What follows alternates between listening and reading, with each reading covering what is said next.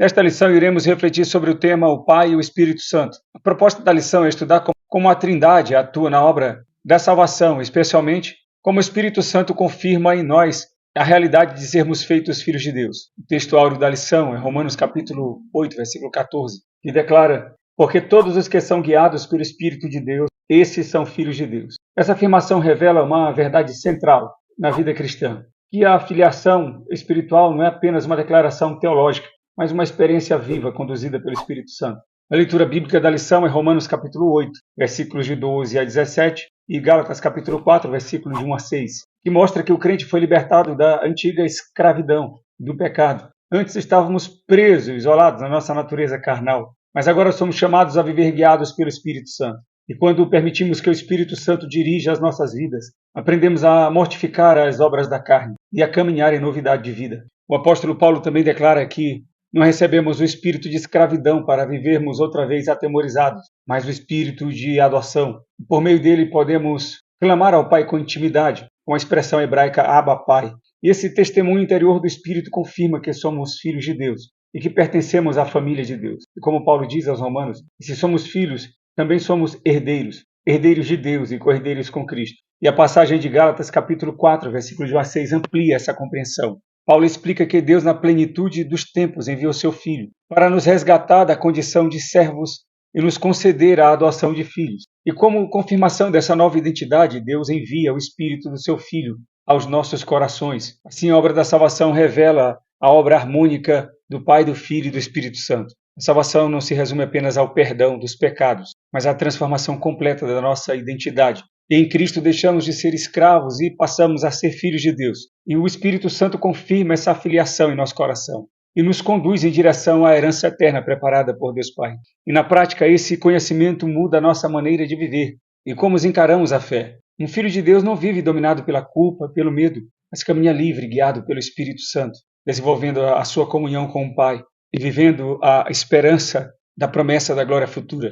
No primeiro tópico dessa lição, o autor fala sobre o Espírito e as dádivas do Pai. O Espírito Santo revela e confirma as dádivas de Deus na vida do crente. Como falamos, a obra da salvação não é apenas o perdão dos pecados, mas a transformação completa da nossa identidade espiritual. Pela ação do Espírito passamos da escravidão para a filiação, da rebeldia para a comunhão, das trevas para a luz. No primeiro subponto, o autor fala sobre da escravidão para a filiação. Em Romanos 8,15, que consta da nossa lição, porque não recebestes o espírito de escravidão, para outra vez estardes em temor, mas recebestes o espírito de adoção de filhos, pelo qual clamamos Abba, Pai. O apóstolo Paulo ensina que o crente não recebeu um espírito de escravidão. Essa expressão revela a antiga maneira de viver, dominado pelo pecado e pelo medo da condenação. A própria lei de Deus, como disse Paulo, embora santa, não tinha o poder para libertar o ser humano. Ela revelava o pecado,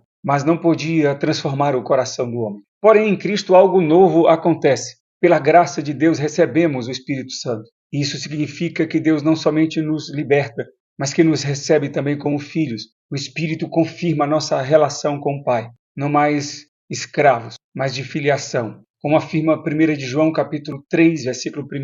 Vede quão grande amor nos tem concedido o Pai, que fôssemos chamados filhos de Deus. Por isso o mundo não nos conhece, porque não conhece a Ele. Agora somos chamados filhos de Deus. E essa nova identidade nos conduz à liberdade espiritual e à comunhão com o Pai. No segundo subponto, o autor mostra a transformação da rebeldia para a condição de filhos legítimos. Antes da conversão, a humanidade vivia distante de Deus, guiada pelos caminhos da rebelião espiritual. Mas segundo Romanos 8,16, o mesmo Espírito testifica com o nosso Espírito que somos filhos de Deus. Essa declaração revela uma dimensão profunda da obra do Espírito. Ele confirma interiormente a nossa filiação, a nossa nova posição diante de Deus. E não se trata de apenas um conceito teológico, mas de uma certeza espiritual que alcança o coração do crente. Por isso o texto afirma que podemos clamar Abba, Pai, expressão aramaica usada para chamar de forma carinhosa o Pai, algo semelhante a papai na nossa linguagem.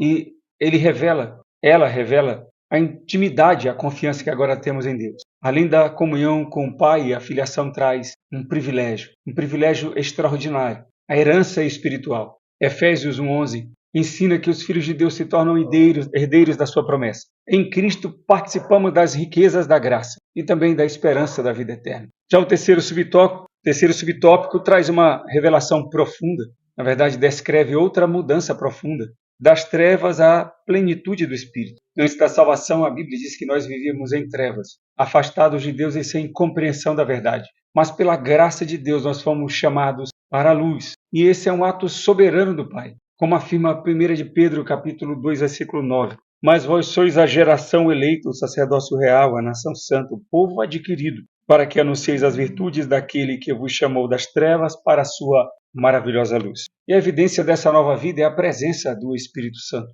Gálatas capítulo 4, versículo 6 diz que o Pai enviou aos nossos corações o Espírito de seu Filho, que Deus enviou aos nossos corações o Espírito de seu Filho.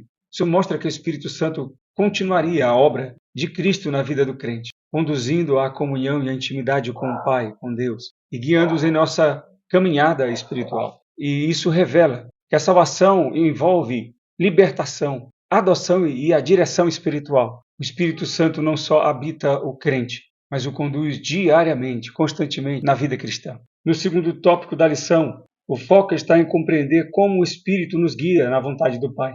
Depois de estudarmos o que o Espírito Santo confirma a nossa filiação, agora também vemos que ele dirige a nossa caminhada cristã. E a vida cristã não é apenas uma nova identidade espiritual, mas também um novo caminho de direção e transformação.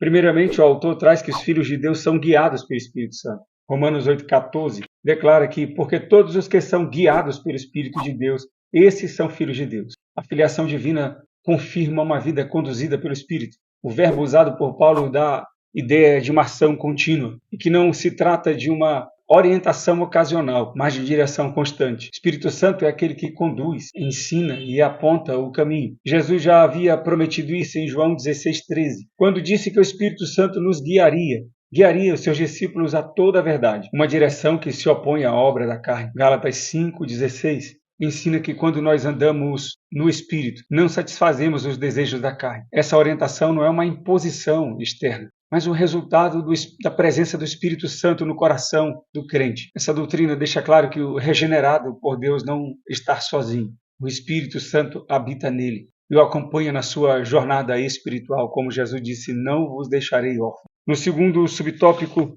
o autor aborda sobre o Espírito opera a mortificação da carne. Em Romanos 8,13, o apóstolo Paulo afirma que se pelo Espírito mortificarmos as obras da carne, viveremos. Porque se vivermos segundo a carne, morrereis, mas se pelo Espírito mortificardes as obras do corpo, vivereis. O texto é claro e explícito ao dizer que é fazer algo que ainda tenta exercer influência a morrer. Mas a santificação ainda envolve algo de cooperação entre a graça de Deus e a responsabilidade humana. O Espírito Santo é quem capacita o crente a vencer, combater o pecado. Mas o crente também precisa responder com atitudes positivas e práticas. Por isso a Bíblia ensina que nós devemos andar no Espírito, despir-nos do velho homem, crucificar a carne e buscar a santificação diária. O Espírito não apenas revela o pecado, mas fortalece a vontade para resistir a ele e viver segundo a vontade de Deus. O terceiro subtópico revela que o Espírito age conforme o plano do Pai. A salvação é uma obra trinitária. Em Gálatas 4, de 4 a 6, mas, vindo a plenitude dos tempos, Deus enviou o seu Filho, nascido de mulher, nascido sob a lei, para remir os que estavam debaixo da lei, a fim de recebermos a adoção de filhos. E por isso, e porque sois filhos, Deus enviou aos nossos corações o Espírito de seu Filho, que clama Abba Pai. Esse ensino mostra a perfeita harmonia entre as pessoas da Trindade. O Pai planeja, o Filho executa e o Espírito Santo aplica essa verdade ao coração do crente. Assim, a adoção espiritual não é apenas um conceito teológico, mas uma realidade vivida diariamente pelo poder do Espírito Santo. Na prática, isso nos leva a refletir sobre a nossa caminhada cristã. Ser guiado pelo Espírito Santo significa viver segundo a vontade de Deus, buscando a sua direção, cultivando a sensibilidade espiritual e permitindo que a palavra de Deus molde as nossas decisões. E no terceiro tópico da lição, o autor nos conduz a uma verdade consoladora. A Trindade nos conduz à herança eterna. Salvação não termina com a conversão. Ela aponta para um futuro glorioso, preparado por Deus para todos aqueles que foram feitos filhos de Deus pela crença em Jesus Cristo. No primeiro subtópico, o autor mostra que somos herdeiros de Deus por adoção. Em Romanos 8,17, e se nós somos filhos, somos logo herdeiros também, herdeiros de Deus e co-herdeiros de Cristo. E se é certo que com ele padecemos, para que também com ele sejamos glorificados. O herdeiro é aquele que recebe legitimamente aquilo que era de propriedade do Pai. Espiritualmente, isso significa que aqueles que foram adotados por Deus passam a participar das promessas da graça.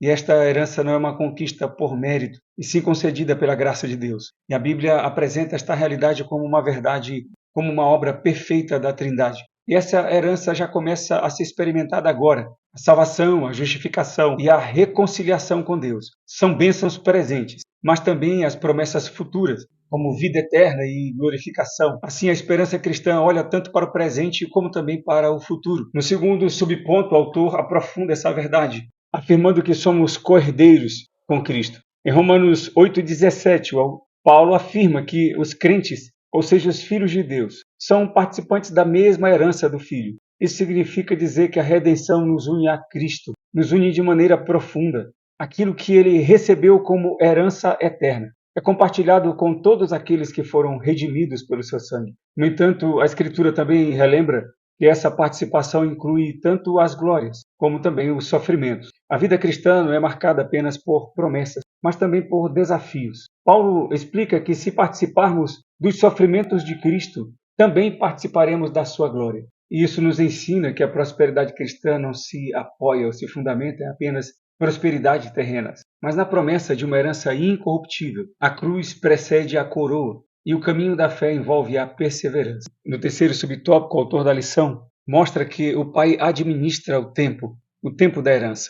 Em Gálatas capítulo 4, versículo 1 e 2, digo, pois, que todo o tempo em que o herdeiro é menino, em nada difere do servo, ainda que seja senhor de tudo, mas está debaixo de tutores e curadores até ao tempo determinado pelo Pai. Paulo usa a figura do herdeiro menor, que mesmo sendo dono de tudo, ainda vive sobre a administração de tutores e curadores, até o tempo determinado pelo Pai. E essa metáfora explica a história da redenção. Durante muito tempo, as promessas de Deus existiam, mas aguardavam o momento certo para se cumprirem. Mas quando chegou a plenitude do tempo, Deus enviou o seu Filho para realizar a redenção. Essa verdade nos ensina que Deus continua governando o tempo e o momento das suas promessas. Ele sabe a hora exata para cumprir cada parte, cada etapa do seu plano na vida dos seus filhos.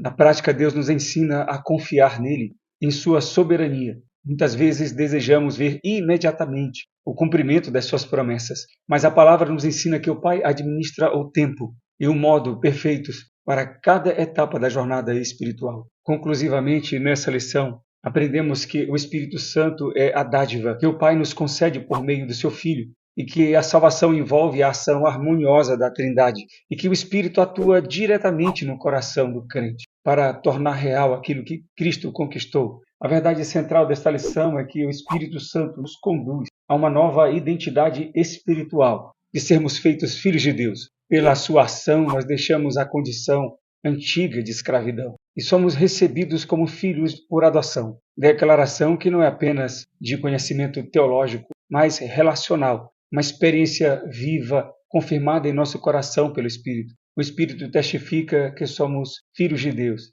herdeiros de Deus e co-herdeiros com Cristo. Na prática, esta consciência transforma a nossa maneira de viver. Saber que pertencemos ao Pai nos traz segurança espiritual. E ser guiado pelo Espírito nos leva a uma vida de sensibilidade à vontade do Pai e obediência. E viver para a glória de Cristo nos motiva a testemunhar e a viver com fidelidade. A escola bíblica dominical fortalece esta compreensão. Com este ensino, aprofunda o nosso relacionamento com Deus e nos ajuda a viver de maneira mais segura e madura na caminhada cristã. Quanto mais entendemos a obra do Pai, do Filho e do Espírito Santo, mais firmes permanecemos na fé e no propósito de Deus. Tenha uma boa aula e que Deus abençoe.